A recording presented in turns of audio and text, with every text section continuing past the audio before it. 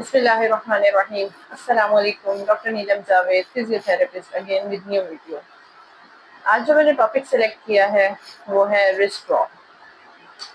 Wrist drop क्या होता है, क्यों होता है और इसका ट्रीटमेंट क्या है।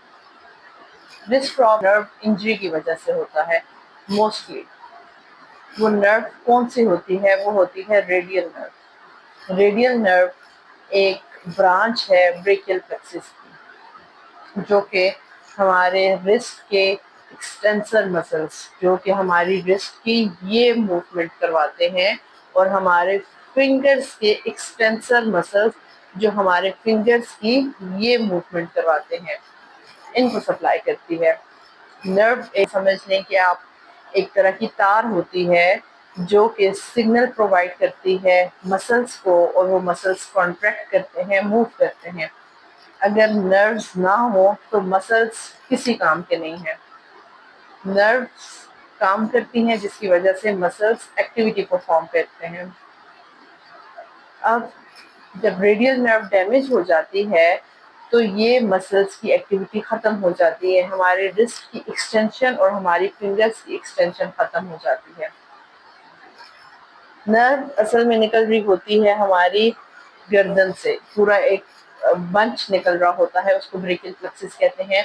उसमें से एक ब्रांच जो है वो नीचे आती है, हमारे कंधे से नीचे होके हमारे बाजू के साइड से होके ऊपर की तरफ जाके फिर नीचे मसल्स को सप्लाई करती है। मोस्टली जब हमारा ह्यूमरस बोन, जो हमारी बाजू की ये वाली यहाँ वाली बोन है, ये फ्रैक्चर हो जाए तो इसकी इंजरी हो जाती है, या शोल्डर डिसलोकेशन हो जाए तो ये इंजरी हो जाती है, या कोई बाहर से कोई कंप्रेशन या कोई आरटीए हुआ है तो इस नर्व के ऊपर प्रेशर पड़ता है। जब पेशेंट प्रेजेंट होता है क्लिनिक में, उसके साइन एंड सिम्टम्स देखे जाते हैं, उसकी हिस्ट्री ली जाती है, मैकेनिज्म ऑफ इंजरी ली जाती है। एक लाइव एग्जांपल मैं आपके साथ शेयर कर रही हूँ। अभी रिसेंटली एक पेशेंट था, उनकी यही हिस्ट्री थी, उनका ह्यूमरस बोन फ्रैक्चर हुआ और वो डिस्क ड्रॉप के साथ प्रेजेंट हुए। तो हमें ये समझना चाहिए कि हमने एक्सरसाइजेस कैसे प्लान करनी है।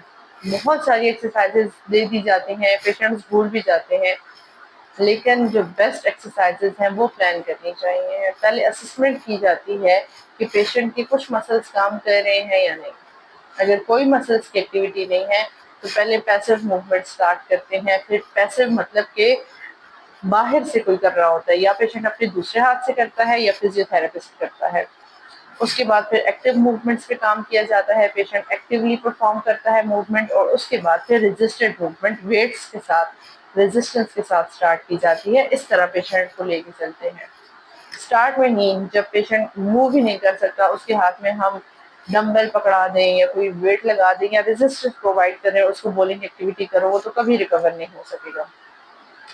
तो इसलिए आज हम स्टार्ट करते हैं रिस्ट ड्रॉप के लिए जो बेस्ट एक्सरसाइजेस हैं वो। आप आगे एक्सरसाइजेस की वीडियोस देखें, मैं साथ आपको गाइड करती हूँ। जो पेशेंट की प्रेजेंटेशन होती है वो ऐसे रिस्ट ड्रॉप होती है। पेशेंट एक्सटेंड नहीं कर सकता, फिंगर्स को एक्सटेंड नहीं कर सकता, एब्डक्शन खोल नहीं सकता। तो हमने क्या करना होता है, स्टार्ट करते हैं पेशेंट की पैसिव मूवमेंट से। उसके लिए हम क्या करते हैं, ग्रेविटी असिस्टेड पोजीशन में रखते हैं। ये एंटी ग्रेविटी मूवमेंट है, ग्रेविटी भी अपना एक फोर्स लगा रही है नीचे, लेकिन हमने क्या करना है, ग्रेविटी असिस्टेड पोजीशन में बाजू को रखेंगे और फिर पेशेंट की पैसिव मूवमेंट स्टार्ट करवाएंगे। ये पेशेंट अपने दूसरे हाथ से कर सकता है, बिल्कुल स्टार्ट में ये करवानी है। फिर इसी तरह फिंगर्स को खोल के ये करवानी है, पेशेंट की उंगलियां भी नहीं खुलती, यहाँ पे हाथ रखना है और ये मूवमेंट्स करवानी है, ताकि जो फ्लेक्सर मसल्स हैं उनको स्ट्रेच भी मिले और साथ में एक्सटेंशन की तरफ भी जाए। थंब को नहीं भूलना होता, अक्सर यहाँ पे काम कर लिया जाता है, थंब को भूल जाते हैं, नहीं, ये मूवमेंट्स करवानी है। जब पेशेंट की ये मूवमेंट आ जाए, फिर हमने पेशेंट को एंटी ग्रेविटी पोजीशन में आर्म रखना होता है। फोर आर्म जो है उसको हम थोड़ा सपोर्ट कर देते हैं ताकि रिस्ट हमारी फ्री हो जाए। उसके बाद पेशेंट की एंटी ग्रेविटी मूवमेंट स्टार्ट करवाते हैं असिस्टेड, और साथ में पेशेंट्स को कहते हैं वो खुद भी कोशिश करें एक्सटेंशन करने की। ये इसी तरह फिर फिंगर्स के नीचे हाथ रख के थंब को नहीं भूलना होता, ये पूरा।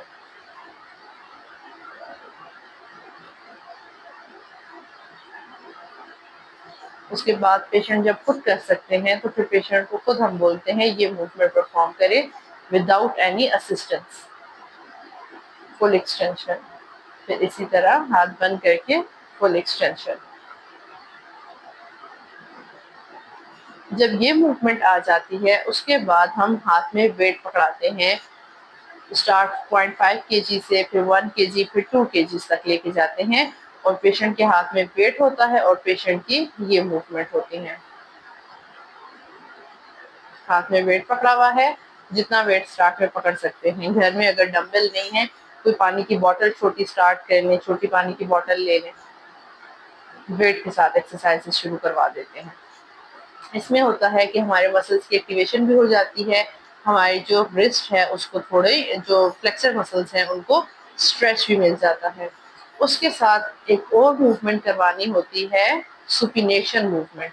ये मूवमेंट बहुत ज़रूरी होती है क्योंकि यहाँ पे सुपिनेटर मसल्स भी होते हैं और उनकी एक्टिविटी भी स्टॉप हो चुकी भी होती है। तो स्टार्ट में क्या करते हैं, उसके लिए पेशेंट की पैसिव मूवमेंट करवाते हैं, सुपिनेशन। फिर उसके बाद एक्टिव मूवमेंट स्टार्ट कर देते हैं। फिर इसी तरह हाथ में वेट पकड़ के ये मूवमेंट्स स्टार्ट की जाती हैं। और फिर रिस्ट एक्सटेंशन पे काम किया जाता है, एल्बो एक्सटेंडेड रख के। एल्बो एक्सटेंशन एक मसल यहाँ पे होता है ट्राइसेप, वो करता है। जो रेडियल नर्व है वो ट्राइसेप मसल को भी सप्लाई करती है, तो अक्सर उसकी एक्टिविटी भी कम हो जाती है। एक्सटेंशन मसल्स एंकोनियस भी है, वो जब काम करता है तो अक्सर ट्राइसेप की जगह ले लेता है, लेकिन स्टिल हमने ट्राइसेप की एक्टिविटी करवानी होती है ताकि ट्राइसेप भी स्ट्रेंथन रहे। इसी तरह वेट हाथ में होगा और ये एल्बो के ऊपर एक्सटेंशन करवानी है। जब ये एक्सटेंशन हो जाएगी फिर एंटी ग्रेविटी हमने कोशिश करनी है बाजू को ऐसे रख के वेट के साथ करवानी है।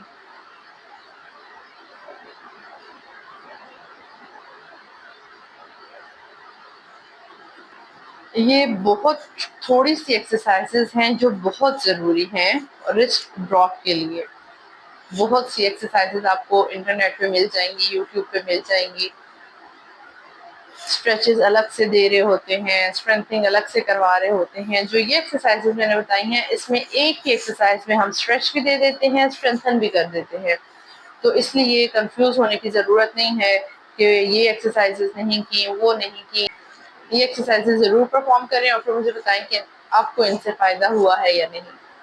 मेरे चैनल को सब्सक्राइब करें और मेरी वीडियो को लाइक करें ताकि दोबारा नई वीडियोस के साथ आप सबके सामने हाजिर हूँ। Thank you.